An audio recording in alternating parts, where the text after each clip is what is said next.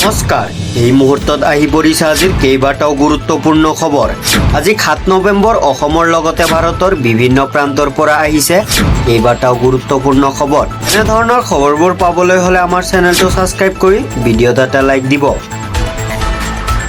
আজি পশ্চিমবংগৰ মুৰ্ছিদাবাদ জিলাত বাবৰি মছজিদৰ আধাৰশিলা স্থাপন কৰা হয়। 1992 চনৰ 6 ডিচেম্বৰত অযোধ্যাত ভাঙি পেলোৱা বাবৰি মছজিদৰ আৰ্হিত এটা মছজিদৰ আধাৰশিলা স্থাপন কৰা হয়। বিষয়টোৰ সংবেদনশীলতা কৰি অঞ্চলটোৰ নিৰাপত্তা বৃদ্ধি কৰা হৈছে।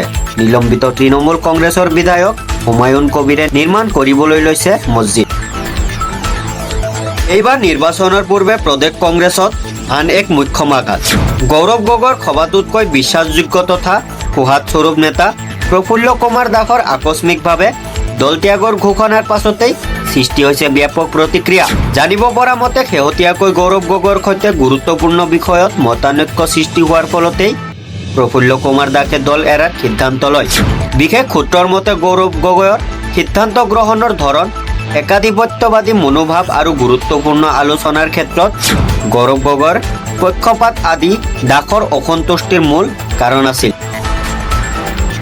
কংগ্ৰেছ আমাৰ মূল শত্ৰু। কংগ্ৰেছে ৰাজ্যখনৰ অপূৰণীয় ক্ষতি কৰিছে।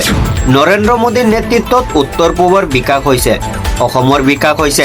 কংগ্ৰেছৰ দিনত হোৱা অবাধ প্ৰজন্মৰ বাবে আন্দোলন কৰিবলগীয়া হৈছিল। চাহ জনজাতি আৰু ধৰ্মীয় সংখ্যালঘুৰ বাবে কংগ্ৰেছে একো কামেই নকৰিলে।